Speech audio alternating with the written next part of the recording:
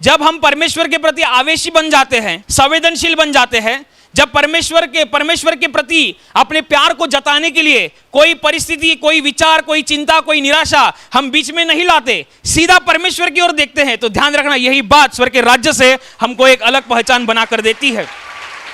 बहुत से लोगों को ऐसा लगता है कि ऊपरी तौर पर कुछ काम करेंगे तो परमेश्वर को भाएगा और परमेश्वर को बोलेगा आज से तू मेरा लाडला पुत्र, आज से तू मेरी लाडली कन्या। ऐसा नहीं है। कुछ ऐसा जो आत्मा में कुछ आपको अलग हटकर बना दे, आपको ऐसे रहना है। तो आप अपनी अलग पहचान कैसे बनाएंगे? तो आप परमेश्वर के राज्य में अपना अलग वजूद कैसे बनाएंगे? विश्वासी तो बहुत से थे लेकिन गिने चुने हुओं के नाम है। पुराने नियम में विश्वासी तो बहुत से थे लेकिन गिने चुने हुओं के नाम है। ये क्यों ऐसा है? जब यीशु मसीह ने सब चेलों को पूछा कि तुम मेरे विषय में क्या जानते हो, तो सबसे पहला असली महत्वपूर्ण जो जानकारी थी वो पतरस ने लाकर दी। पतरस आकर कहा, पतरस को जब सामने से पूछा गया, लोगों को, चेलों को सामने से पूछा गया तुम मेरे विषय में क्या जानते हो, तो पतरस ने आकर कहा कि आप जीवित परमेश्वर के पुत्र है, आप मसीहा है और इसलिए ही परमेश्वर ने उसे नियुक्त किया।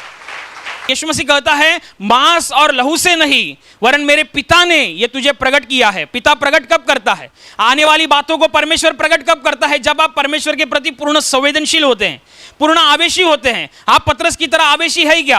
आपको यदि आपका शरीर थका हुआ है, पवित्र आत्मा आपको बोलेगा चलो आधा घंटा 1 घंटा प्रार्थना के लिए बैठो, आप बैठेंगे नहीं बैठेंगे ये तो बात की बात है। यदि आप बैठेंगे तो अच्छी बात है, नहीं बैठेंगे, लोगों को कारण बताने में बहुत मजा आता है। प्रभु प्रार्थना में बैठ सकता था लेकिन क्या है आज ज्यादा काम हो गया है।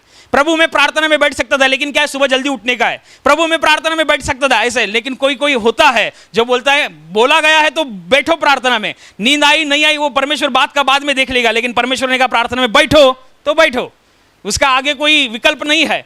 ऐसे पतरस की तरह हमें आवेशी होना है। पतरस जैसे था, जब परमेश्वर के प्रति अपनी संवेदनशीलता को दिखाना है, प्यार को दिखाना है, तब परिस्थिति मायने नहीं रखती।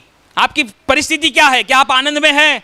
क्या आप दुख में हैं? क्या आप परेशानी में हैं? या आप सुख विलास में हैं? परिस्थितियां मायने नहीं रखती। केवल एक ही बात मायने रखती है, सामने मेरा प्रभु है, वो सामने है, जो कुछ भी करना है वो अभी ही करना है। बहुत से लोग होते हैं विश्वास में होने के बावजूद भी समस्या रोते बैठते हैं, दुख में रोते बैठते हैं, निराशा आती है रोते बैठते हैं। है तो विश्वासी, सालों साल विश्वास की यात्रा में है, लेकिन छोटा दुख आया, छोटा प्रश्न आया, छोटी समस्या आई तो रोते बैठते हैं। शैतान को ये अच्छा लगता है। हमें शैतान को भाने वाला नहीं, हमें परमेश्वर को भाने वाला ऐसा जीवन हमें इस संसार में बनाना है।